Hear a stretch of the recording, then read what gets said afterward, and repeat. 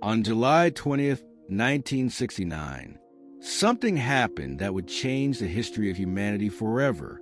For the first time, a human being would step outside their planet. But what few people understand is that this moment should never have happened. It was impossible, technologically, physically, and even psychologically. Human beings were not made to leave Earth. They were not made to survive in the vacuum. They were not made to cross space. And yet, they tried. And more than that, they succeeded. But to understand how this happened, you need to go back in time.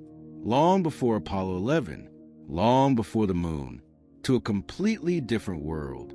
A divided world. Tense, dangerous. A world where two superpowers were competing for something much bigger than territory. They were competing for the future. On one side, the United States. On the other, the Soviet Union. Two visions of the world, two systems, two ideologies, and a silent competition that would not be fought only with weapons, but with technology, science, and power. It was the Cold War. A conflict without direct battles, but with global consequences. And within that dispute, a new frontier emerged, a new battlefield, space. But at that moment, going to space was still something close to fiction, a distant idea, something that existed only in books, in dreams, and in imagination. No one knew exactly what was out there. No one knew if it was possible to return. No one even knew if the human body would survive. And even so, the race began. And the first step was not on the moon. It was long before that. It was a small object, metallic, simple. But that changed everything. A satellite that upon entering orbit proved something frightening. Humanity could now leave Earth. And at that moment, the world would never be the same again. But who took that first step? And why did it cause so much fear? To understand how humans reached the moon, you need to understand the world in which it happened. A completely different world from the one we know today. A world marked by fear, by tension, and by a constant feeling that something could go wrong at any moment. It was the period after the Second World War, a conflict that had destroyed entire countries, cities, economies, millions of lives. But at the same time, it had also driven technological advances never seen before, especially in one specific area, rocket technology. During the war, Nazi Germany had developed a weapon that terrified the world, the V-2 rocket, a machine capable of crossing the sky at extremely high speed and hitting targets kilometers away. Without warning, without defense. It was the first time in history that an object created by humans left the atmosphere and returned. And even though it was a weapon, it proved something revolutionary. It was possible to reach space. After the end of the war, both the United States and the Soviet Union understood the potential of this technology, and they did something strategic. They captured scientists, engineers, and all possible knowledge about rockets. On one side, the Americans brought in important names like Wernher von Braun. On the other, the Soviets also built their own technological base. And it was at that moment that a new dispute began, no longer for territory, but for superiority, technological, scientific, and ideological. The world was divided. On one side, capitalism, represented by the United States. On the other, socialism, represented by the Soviet Union. And this rivalry became known as the Cold War, a war without direct confrontation, but with constant competition. Who had more power, more technology, more influence, more capability. And within that dispute, a new idea emerged. If we can launch rockets, if we can reach great altitudes, then why not go further? Why not go into space? At first, This still seemed impossible, something distant, something theoretical. But the truth is, both sides were working on it, in silence, in secret, testing, failing, and trying again. Each advance was important. Each small success was a demonstration of power, because at that moment, going to space was not just a scientific achievement. It was a message, a proof of superiority, a way of telling the world, we are more advanced. And it was in this scenario of tension, of competition, and of ambition that something happened, something no one expected, something that would completely change the course of history. A small object, unmanned, without people, but with a massive impact. It was launched into space and began to orbit the Earth for the first time in history. And at that moment, everything changed. But what was this object? And why did it cause so much fear across the entire world?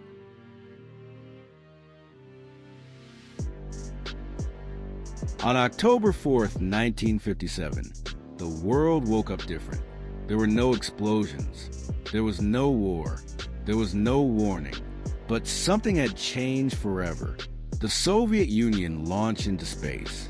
A small object, metallic, the size of a ball. Simple, unmanned, without intelligence, but with a massive impact.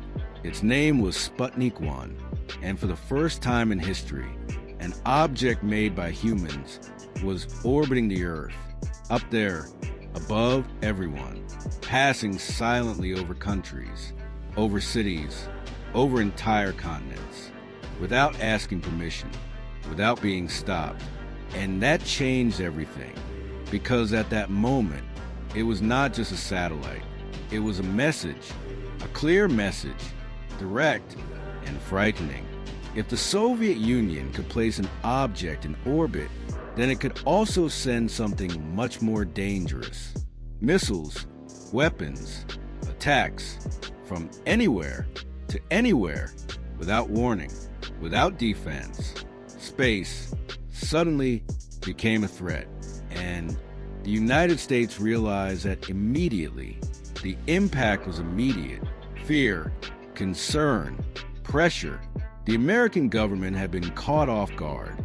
The population was in shock, and for the first time, the United States realized it was behind in technology, behind in science, behind in power. It was unacceptable, because at that moment, this was not just about science. It was about global dominance, influence, control, and losing this race was not an option. Sputnik remained there, orbiting, emitting a simple signal, a repetitive beep. But that sound echoed like a warning, a constant reminder that something had changed, and there was no going back. The world had entered a new era, the space age, and the Soviet Union had taken the first step. But that would not be enough, because this achievement ignited something even bigger, a race, a dispute, an obsession. Who would go further? Who would dominate space? Who would prove to be superior? And the United States would not fall behind. They needed to respond, and fast. But how to respond? How to catch up with an enemy that was already ahead? How to compete in something that did not yet fully exist? And more importantly, how far would this race go? The impact of Sputnik was not just technological. It was psychological. It was political. It was strategic. And above all, it was a reality check. The United States, the greatest power in the world, had been surpassed. And not by a small margin, but in something that symbolized the future. Space. The response needed to be immediate, but there was a problem. The United States was not ready. Its space programs were still limited, disorganized, fragmented. There was no clear structure. There was no definitive plan. And most importantly, there was no central leadership for it. Meanwhile, The Soviet Union kept advancing. Each achievement was a direct blow to American pride. Each advancement increased the pressure. The population began to question. Politicians began to worry. And the government realized something dangerous. If they did not react, they would lose not only the space race, but also global influence. Because at that moment, space was not just science. It was power. It was propaganda. It was dominance. And then the United States made a decision that would change the course of history. In 1958, a new agency was created, an organization dedicated exclusively to one objective, to explore space. Its name was NASA, the National Aeronautics and Space Administration. But creating NASA was only the beginning, because now there was a much bigger question: how to catch up with the Soviets, how to recover the lost ground, how to compete with an enemy that was already ahead, and more importantly, what would be the next step? Putting a satellite into orbit was no longer enough. Something bigger was needed, something more impactful, something that would not only catch up with the Soviet Union, but surpass it. And then the United States began to think bigger, much bigger. If space was a new battlefield, then victory needed to be definitive. It was not enough to reach it. It was necessary to go beyond. But how far? What would be the ultimate goal of this race? What could be so big, so bold, that it would place one country ahead of all the others? The answer was not yet clear. But one thing was certain: the race had truly begun. And now, there was no turning back.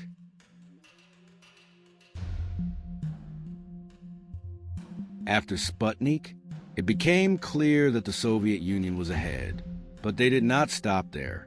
They wanted more, much more, because placing an object in space was already impressive.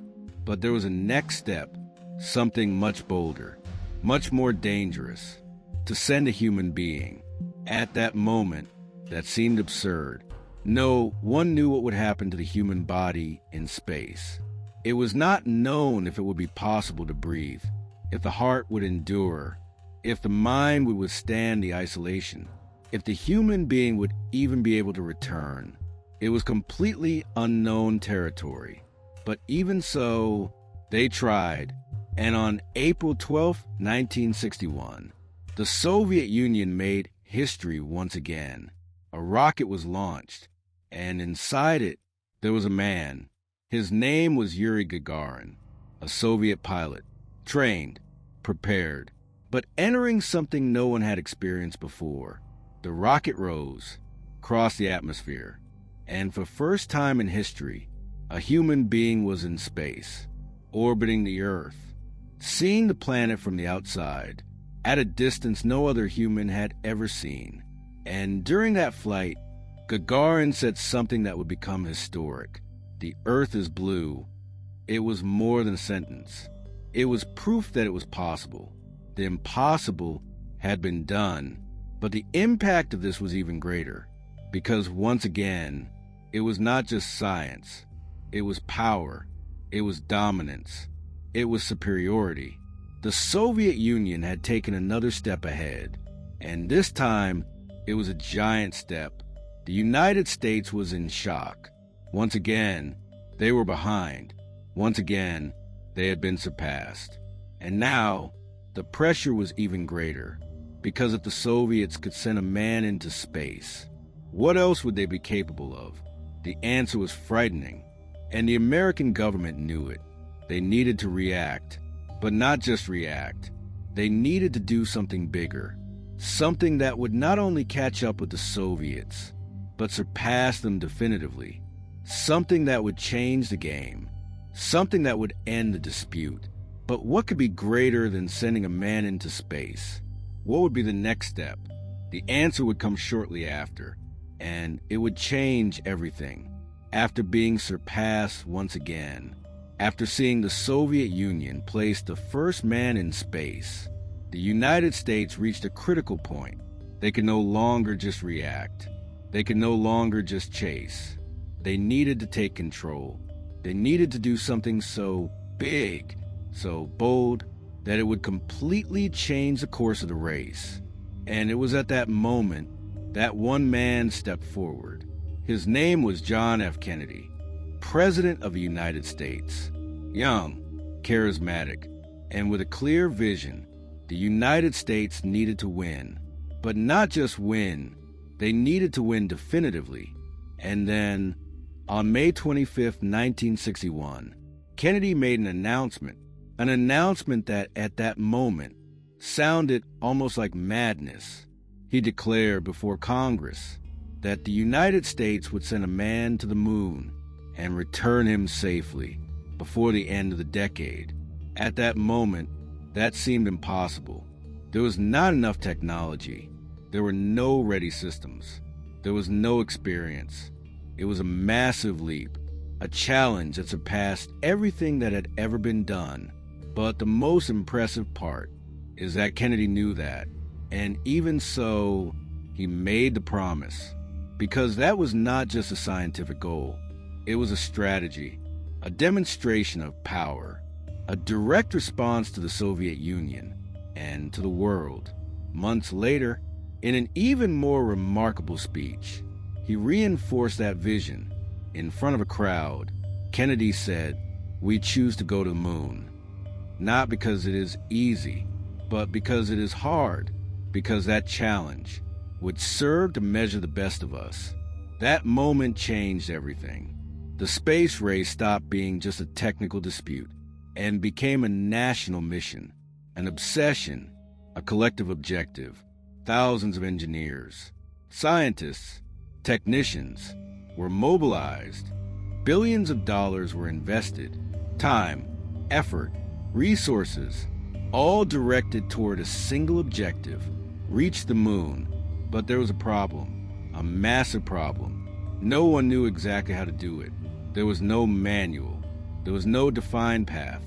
Every step would need to be created, tested, and many times failed, because going to the moon was not just difficult. It was something that had never been done at any level. It was necessary to invent technologies, create systems, solve problems that did not even exist yet. It was literally building the impossible. And while the United States was preparing, the pressure only increased. Time was running.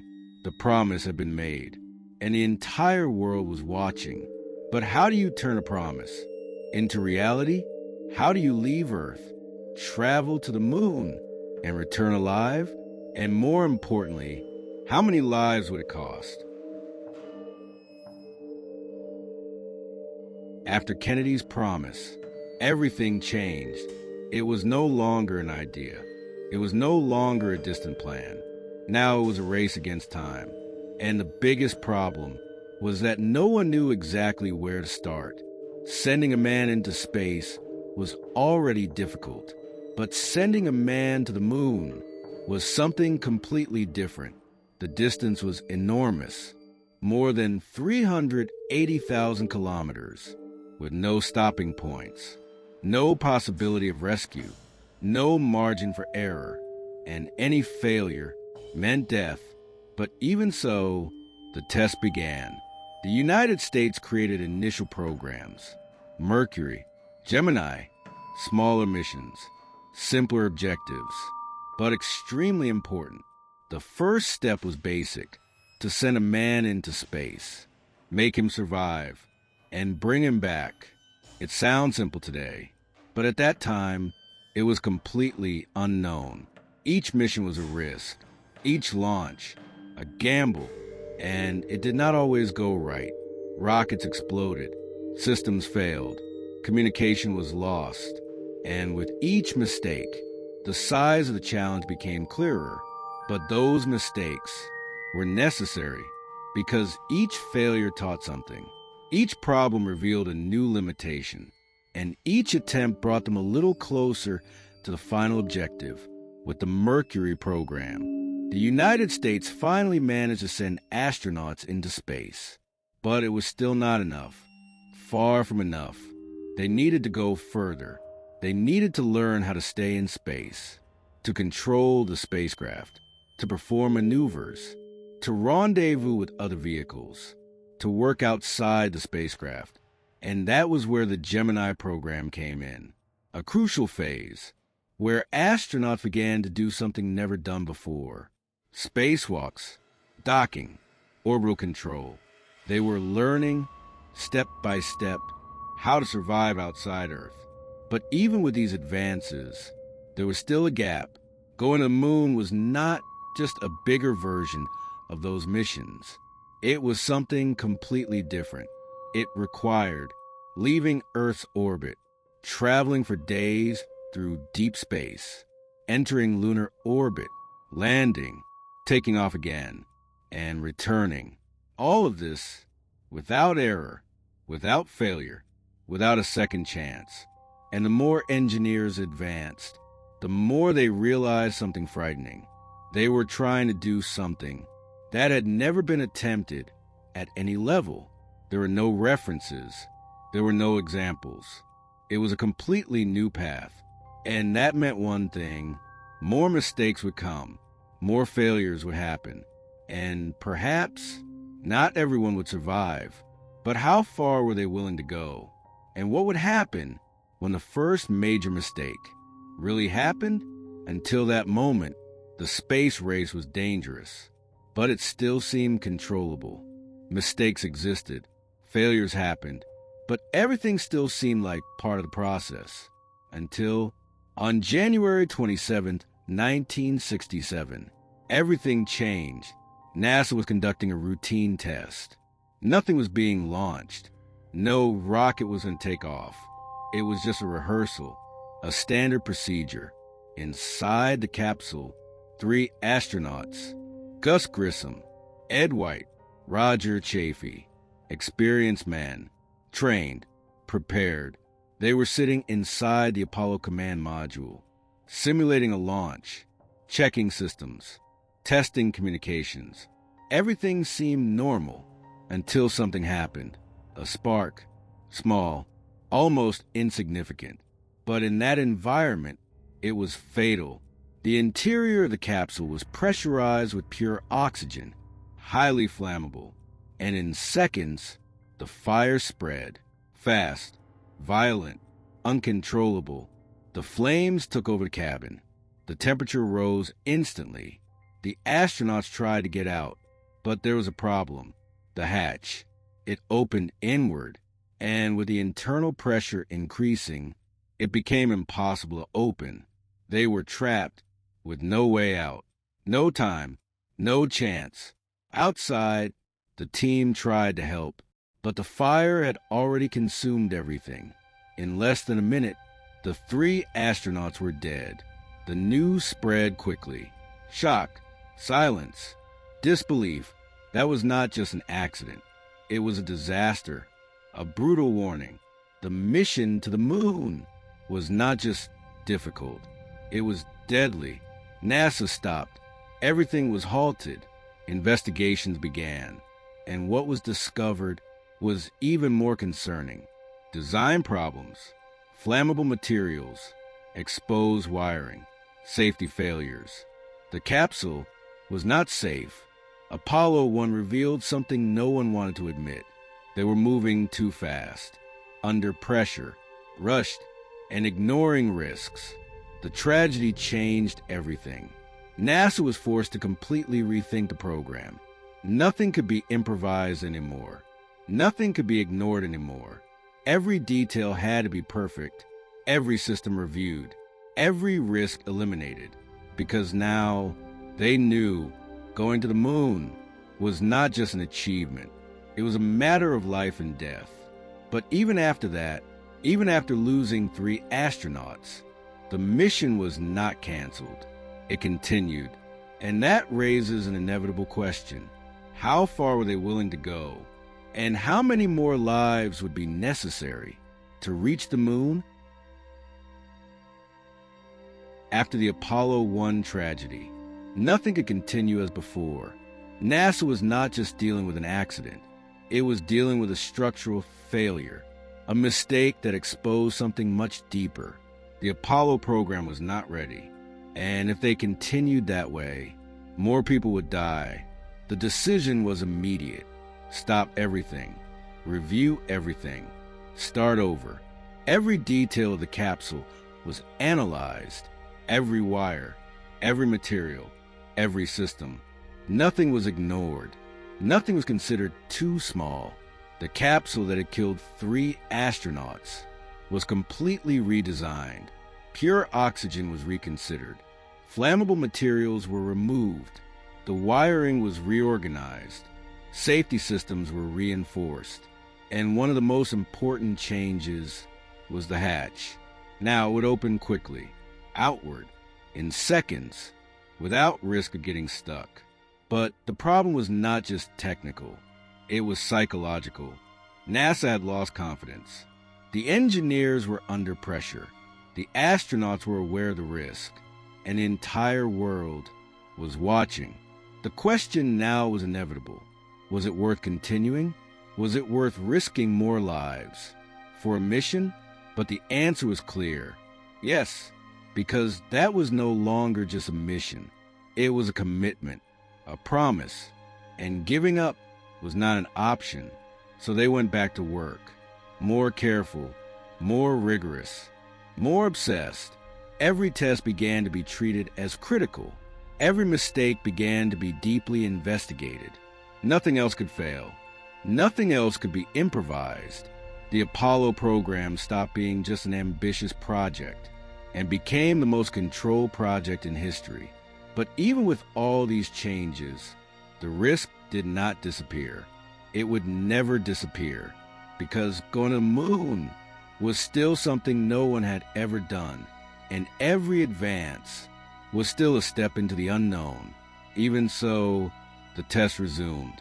Unmanned missions, simulations, experimental launches, everything to ensure one thing, that it would not happen again.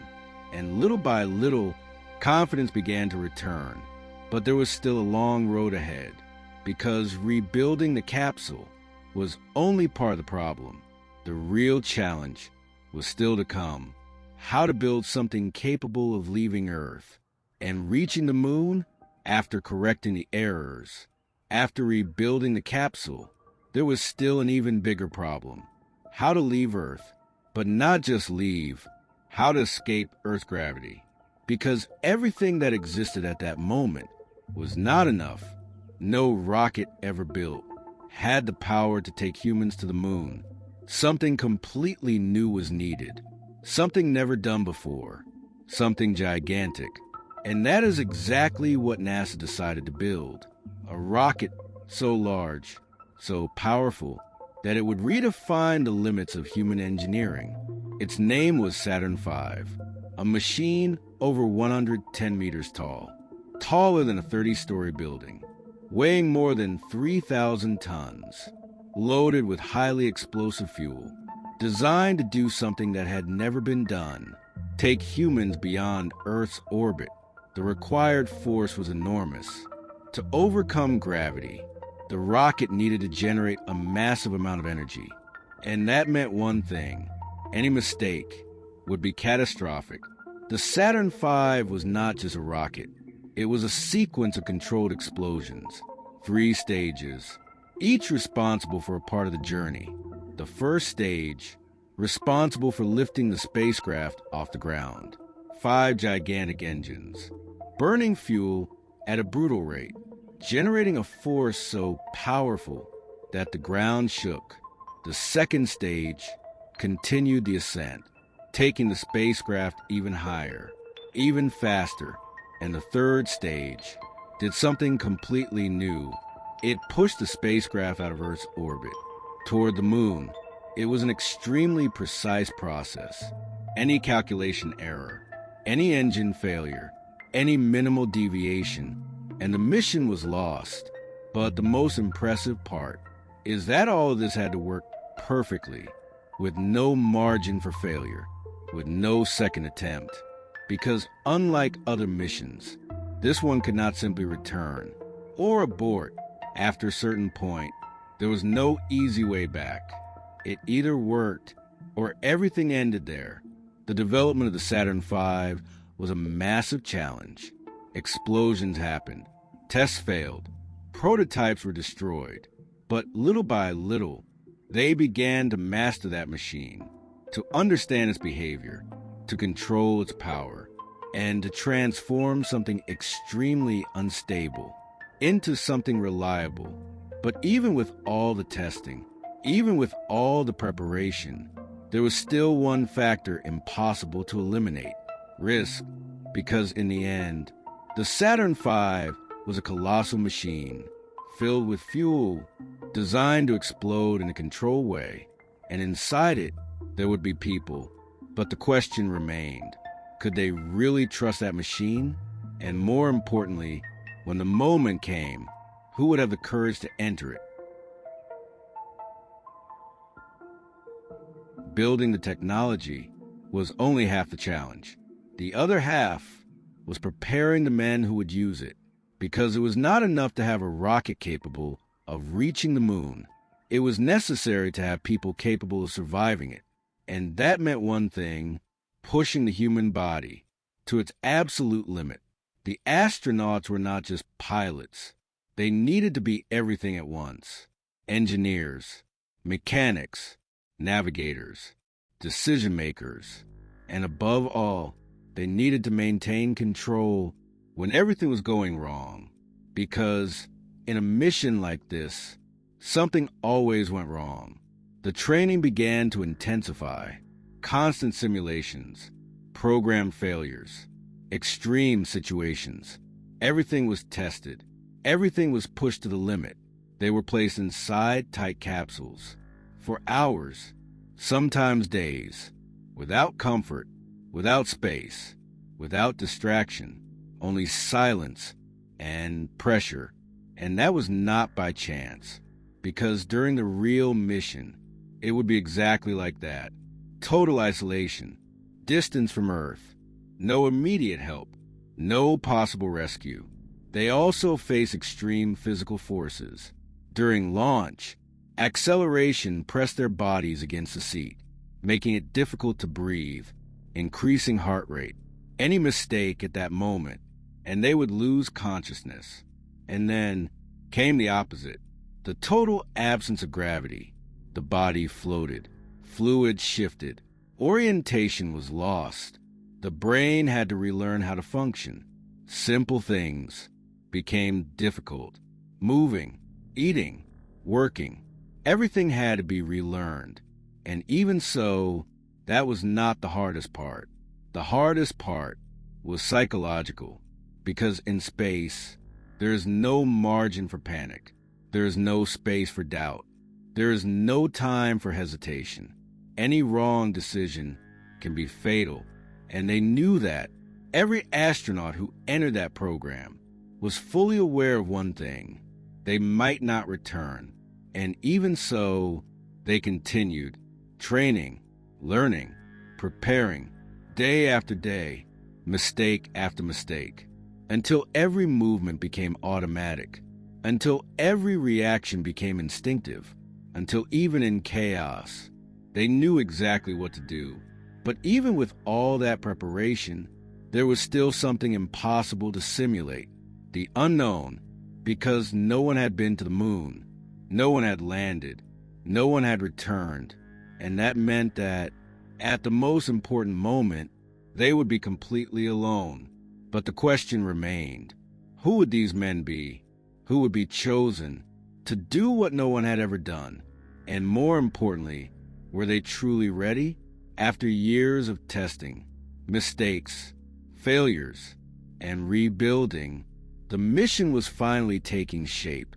The technology was almost ready. The systems were being validated. The rocket existed. The capsule was safe. But something essential was still missing: the men, because in the end, it would not be machines that made history. It would be people, and the selection of those men could not fail. NASA needed astronauts who were more than prepared. They needed to be perfect, calm under pressure, fast in decision-making, capable of solving problems in seconds, and above all, capable of maintaining control when everything was going wrong. The selection was rigorous, extreme. Only the best made it. Test pilots, experienced military men, men accustomed to risk, accustomed to speed, accustomed to making decisions when there was no time to think. Among them, 3 names began to stand out: Neil Armstrong, Buzz Aldrin, Michael Collins. 3 different men, but with something in common. They all knew exactly what they were accepting. Armstrong was known for his calmness, for his precision, for his ability to maintain control in extreme situations. A quiet pilot, but extremely efficient. Aldrin was technical, detail-oriented, brilliant, a specialist in space operations, a man who understood every detail of the mission. Collins was responsible for something few talk about. He would remain alone, orbiting the moon, while the other 2 would descend, with no direct contact, with no support, with the responsibility of bringing them back. And that meant one thing: if something went wrong, he would have to return alone, leaving his companions behind. That was the reality of the mission. There was no rescue. There was no real emergency plan. If something failed on the moon, it ended there. And even knowing that, they accepted without hesitation, without stepping back, because at that moment, it was not just a mission. It was a milestone. It was a chance to do something no one had ever done. But being chosen was only the beginning, because now they needed to face something even greater. The real mission, the moment when everything would leave paper and become reality. But before that, there was still one final step. Test everything. Simulate everything. Ensure that there were no more mistakes. Because now, there was no more room for failure. And the next step would be decisive. After years of preparation, after mistakes, failures, and rebuilding, NASA was ready to take the final steps. But there was still a problem. They had never gone to the moon. They had never orbited it. They had never tested everything together. And that meant that before the final mission, they needed to prove that it worked. In practice, in real space. And that is how the final missions of the Apollo program began. The first major test came with Apollo 8, a historic mission, because for the first time, human beings would leave Earth's orbit and travel to the moon without landing, only orbiting. But even so, it was something never done before. When the rocket launched, they were going farther than any human had ever gone. Farther from Earth, farther from any help, farther from any possibility of rescue. And when they reached the moon, something happened. They looked out the window and saw something no one had ever seen. The Earth, small, blue, floating in the void. That changed everything. It was not just a mission. It was a new way of seeing the world. But the mission had a clear objective: to prove that it was possible to reach the moon and return. And they succeeded. Apollo 8 was a success, but it was still not enough, because the hardest part was still missing: the landing. Then came Apollo 9, a mission focused on testing something essential: the lunar module, the spacecraft that would actually land on the moon. It needed to separate, operate on its own, and then reconnect in space. All of that without error, without failure. And once again, it worked. But there was still one final test left, the most important of all: Apollo 10, a mission almost identical to Apollo 11. They went to the moon, entered orbit, and descended with the lunar module. But they did not land.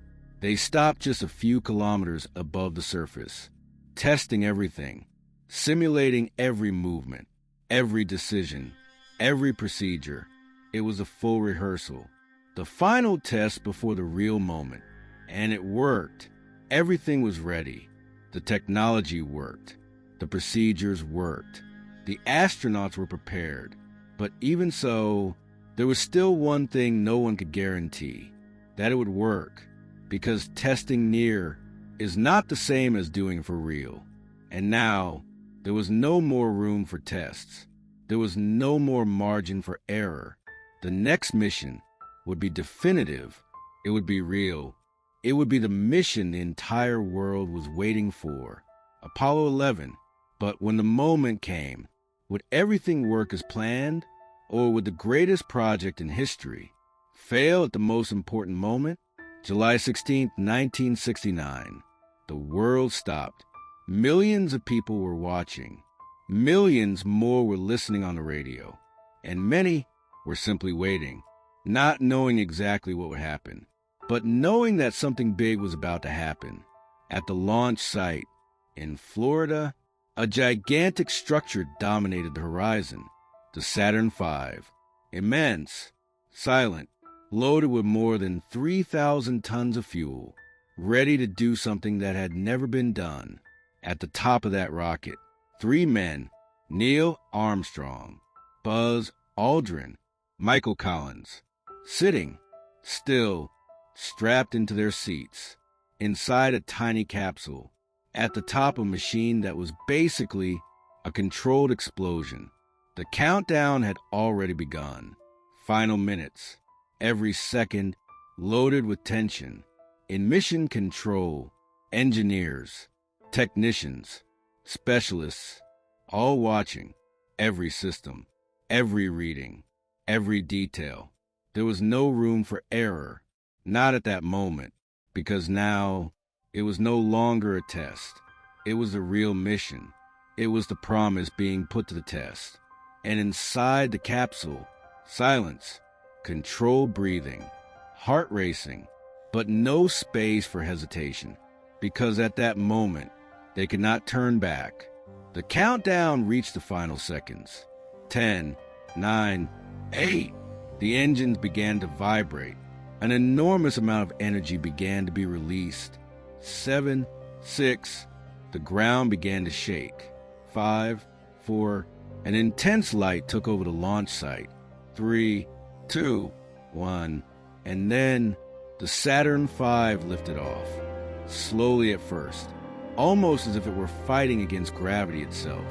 But then it accelerated, rising, faster and faster, higher and higher, leaving Earth behind. A column of fire and smoke, marking the beginning of the most ambitious mission in history. Inside the capsule, the pressure was extreme. The force pushed their bodies against the seats. Breathing was difficult. Speaking was limited. But everything was working, exactly as planned. The first stage separated, then the second, then the third. Everything at the right time. Everything precise. Everything perfect. And then they were there, in space, floating, far from Earth. Once again, humanity had managed to leave the planet. But this time, it was different, because they were not just in orbit. They were leaving, heading to a place no human had ever been, the moon. And at that moment, there was no easy way back. The mission had truly begun. But leaving Earth was only the first step, because the hardest part was still ahead. The journey, the isolation, the absolute unknown, and a destination that still did not guarantee that they would return. After the launch, after the stage separations, after leaving Earth behind, came something few people imagined. Silence. There were no more explosions. There was no more vibration. There was no more abrupt movement. Only silence. The spacecraft was now heading toward the moon, floating through space, hundreds of thousands of kilometers away from Earth. And the farther they went, the more isolated they became. Inside the capsule, the space was minimal. No comfort, no privacy, no sense of normality. Everything was controlled. Every movement, every action, every breath. Time began to behave differently. Days blended together. Hours lost their meaning, and the world outside slowly disappeared. The Earth, which once filled the entire horizon, was now just a point. Small, distant, fragile, and at that moment, they realized something no one had ever felt before. They were completely alone, with no possibility of help, with no chance of rescue. If something went wrong, there would be no time, there would be no solution. Communication with Earth existed, but with delay, seconds that felt eternal. And in a critical situation, seconds to decide everything, Michael Collins watched everything in silence, responsible for keeping the spacecraft functioning, for ensuring that everything stayed within expected parameters, while Armstrong and Aldrin prepared mentally for the most important moment, the landing. But until then, there was still much to do. Course corrections, system checks, precise adjustments, because even in space, nothing was automatic. Everything needed to be monitored. Everything needed to be confirmed. And any mistake, even the smallest one, could divert the spacecraft, could compromise the mission, could mean the end. But the hardest part was not technical. It was mental.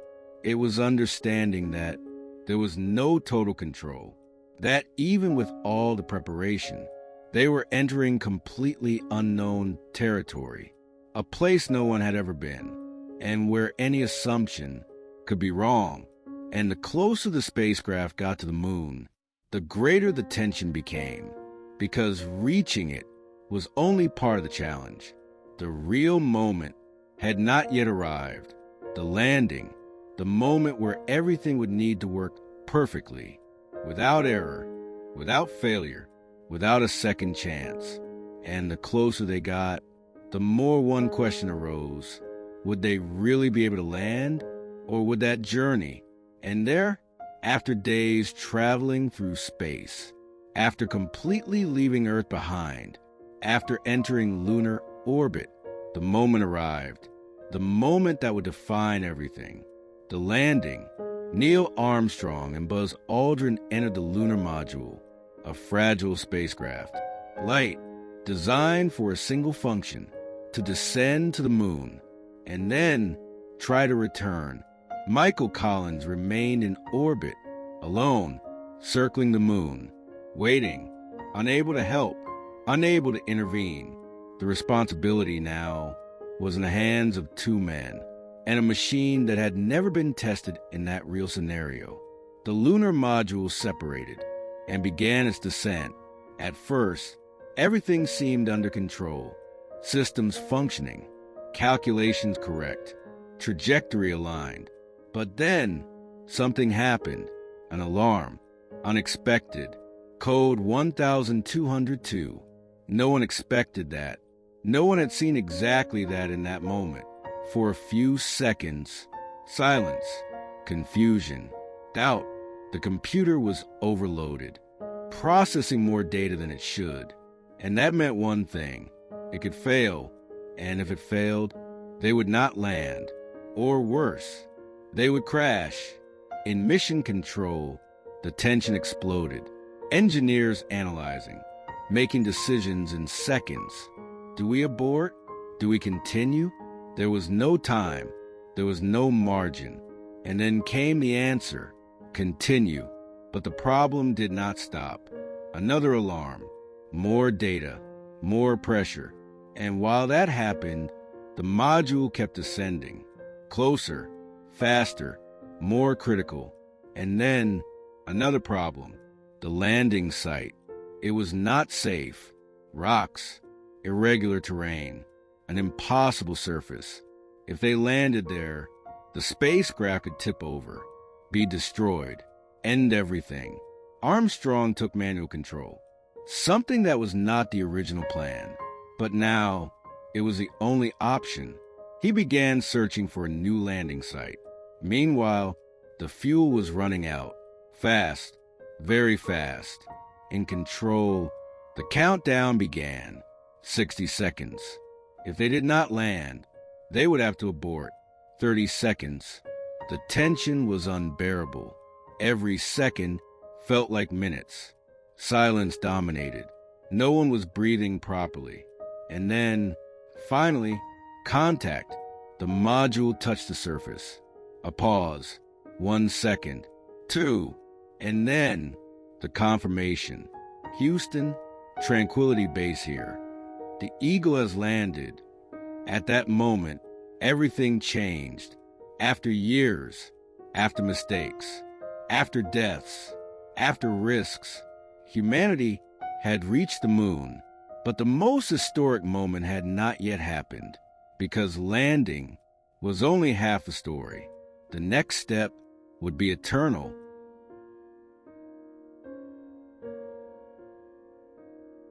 After the landing came the silence, a silence unlike anything. It was not just the absence of sound. It was the absence of life, the absence of atmosphere, the absence of anything familiar. Outside the lunar module, the moon, gray, still, untouched, a place where no human had ever been. And now, 2 men were there, but something was still missing. The moment that would enter history. Neil Armstrong began to prepare. Every movement was slow, precise, calculated, putting on the suit, checking the systems, confirming every detail. Because out there was no room for error. There was no second chance. He approached the hatch, opened it, and began to descend, step by step, carefully, with attention, with full awareness. That moment was not just his. It belonged to all of humanity. The camera was on. The world was watching. Millions of people, in silence, waiting. And then he reached the final step, paused, looked down at the surface, and took the step. At that instant, the impossible ceased to exist. A human being was walking on another world for the first time. And then he said, "One small step for a man, but one giant leap for mankind." Those words echoed across the entire world, not as a speech, but as a milestone, a point of change, something that could never be undone. Buzz Aldrin descended soon after. Now there were 2, walking on the surface of the moon, observing, exploring, living something no one had ever lived. The movements were different, light, almost as if they were floating. Gravity was lower. The environment was strange. But at the same time, it was real. They began to carry out the tasks, collect samples, install equipment, record data. Each action, planned, trained, repeated. But even with all that, there was something impossible to ignore. The feeling, the perception of being in a completely alien place, without sound, without wind, without life, only them and the void. They looked around, an endless horizon, deep shadows, a landscape that seemed unreal. But the most impactful moment came when they looked at the sky and saw something unexpected. The earth, small, blue, floating in the void. That was where everything existed. Families, cities, oceans, life, everything in that small point. And in that instant, perspective changed. Humanity was no longer just terrestrial. It had left. It had reached another world. But even in that historic moment, there was still reality. They needed to return, because reaching that point was only half the mission. And leaving the moon would be another challenge, another risk, another uncertainty. And the question still remained. After all of this, would they be able to return home? While the world celebrated, while millions watched that historic moment, there was a truth that almost no one talked about. They had not returned yet. And in reality, that was the most dangerous part of the mission, because landing on the moon was only half the challenge. The real problem was leaving it. The lunar module was not a complete spacecraft. It did not have the same robustness. It did not have the same safety systems. It was light, simple, designed for only one thing: to take off from the surface of the moon and rendezvous with the main spacecraft in orbit. And that needed to happen perfectly, without error, without failure, because if the engine did not work, they would be trapped. If the system failed, they would die there, with no rescue, with no possibility of help. And the most frightening part is that this was a real possibility. So real that the United States government had a plan, a speech prepared, in case they did not return, a speech for President to read to the world, explaining that the astronauts had remained on the moon forever, while Armstrong and Aldrin were down there. They knew that if something went wrong, it would be the end. But even so, they continued, carrying out each step, each procedure, each verification, until the moment came, the moment to leave. They returned to the module, prepared everything, reviewed systems, checked every detail, because now there was no more room for error. It was all or nothing. And then the engine was activated, a small explosion, controlled, silent in the vacuum, and the module began to rise, leaving the surface of the moon behind, rising higher and higher, every second loaded with tension, until finally they succeeded. They reunited with Michael Collins. In orbit, the docking worked. The crew was together again. But even so, the mission was not over yet, because there was still something left.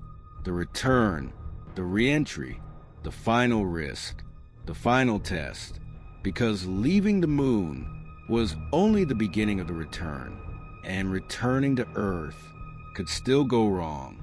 And after everything they had faced, there was still one question: would they really make it home?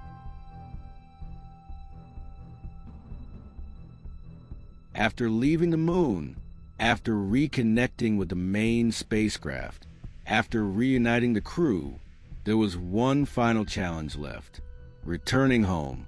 It may seem simple, but it was not, because leaving the moon was only half the way back. Now they needed to cross space again, retrace the entire trajectory, enter Earth's atmosphere, and survive. The spacecraft began to return, silent, precise, following extremely strict calculations. Any trajectory error, and they could be lost in space, or enter the atmosphere at the wrong angle. And that meant one thing: destruction. During the return journey, the atmosphere was different, less immediate tension, but there was still uncertainty. There was still risk, because until the very last second, nothing was guaranteed. The Earth began to grow again on the horizon, from a small point to an entire planet, closer and closer, more and more real. And then came the final moment: re-entry, one of the most dangerous processes of the entire mission. The capsule would need to enter the atmosphere at an absurd speed, more than 39,000 kilometers per hour. And at that moment, the friction with the air would generate extreme temperatures, more than 2,700 degrees Celsius, heat enough to completely destroy the spacecraft. If something failed, there would be no survivors. The capsule began to enter the atmosphere, and then contact was lost. Total silence, no communication, no response. In mission control, the tension returned with full force. Seconds, that felt like minutes. Minutes, that felt eternal. Because during that period, no one knew if they were okay, if they were alive, or if everything had ended. It was the final moment of uncertainty, the final test, And then communication returned. A signal, a voice. They were alive. The capsule continued to descend. The parachutes were deployed. One, then another, and then impact. The ocean. The mission was over. After everything, after the risks, after the impossible, they were back, alive. Humanity had gone to the moon and managed to return. But even with the success, there were still questions. Questions that few asked. Questions that almost no one wanted to answer. Because in the end, what happened could have been very different. And perhaps much more tragic. While the world watched the mission, while millions followed every step, there was something almost no one knew. A plan for failure. Because no matter how prepared everything was, no matter how much had been tested, NASA knew one thing: it could go wrong. And not just go wrong, but go wrong in an irreversible way. The most feared scenario was simple: the lunar module failing to take off. An engine failure, a system problem. Any error, and Armstrong and Aldrin would be trapped on the moon, without fuel, without rescue, without any chance of returning.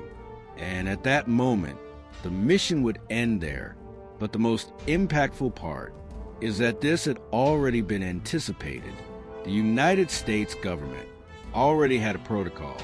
If the astronauts could not return, communication would be terminated, contact would be lost, and they would be left on the moon to die alone, in silence, with no possibility of help, with no real farewell. Meanwhile, on Earth, the president would deliver a speech already written, prepared even before the launch, a speech that began with simple words, but extremely heavy. Fate has ordained that the men who went to the moon to explore in peace will remain on the moon to rest in peace. The entire world would hear it. All of humanity would know that those men would not return, and then an even colder procedure would take place. NASA would end communication to prevent the world from hearing the final moments, to prevent the families from listening to the end. And in the end, a priest would perform a ceremony, like a funeral, but without bodies, without burial, without return, because those men would remain there forever on the surface of the moon, an eternal reminder of the cost of attempting the impossible. And the most impressive part is that Armstrong and Aldrin knew this. They knew exactly what could happen. They knew there was no rescue plan. They knew there was no second chance. And even so, they went. They accepted without hesitation, because at that moment, it was not just a mission. It was something greater. It was a milestone. It was a leap. But that raises an inevitable question. Was it worth it? All the risk, all the pressure, all the possibility of death, all of that for a step on the moon? Or was it something much greater? The mission ended. The astronauts returned. The world celebrated. But what really happened goes far beyond a landing on the moon, because that moment was not just a technological achievement. It was a shift in perspective. For the first time in history, humanity left its planet, looked back, and saw Earth as it truly is. Small, fragile, alone, with no visible borders, no divisions, just a blue point floating in the void. And that changed everything. It changed the way we see the world. It changed science. It changed technology. It changed the future. Because to reach the moon, it was necessary to create things that did not exist. More advanced computers, more precise systems, more resistant materials, more efficient communication. And those technologies did not remain only in the mission. They came back and became part of the world. They influenced industries. transformed medicine, helped create new systems, and accelerated the development of society. But perhaps the greatest impact was not technological. It was human. It was proving that the impossible can be done, that limits exist until someone surpasses them, that humanity is capable of going beyond what it imagines. But at the same time, the mission also left questions. Why did we go? Why did we stop? Why have we never returned in the same way? The moon stopped being the objective and became a symbol, a reminder of what we are capable of when we decide to go further. Today, decades later, that moment still echoes, still inspires, still raises a simple question, but a powerful one. If we managed to reach the moon in 1969 without the technology we have today, then how far can we still go? Because the story of Apollo 11 is not just about the past, it is about the future, about what has not yet been done, about what still seems impossible, and about the next step, because the first one has already been taken. If you made it this far, thank you for watching. If this video helped you see the world in a different way, leave your like and subscribe to the channel, because here, history is not just told, it is lived. See you next time.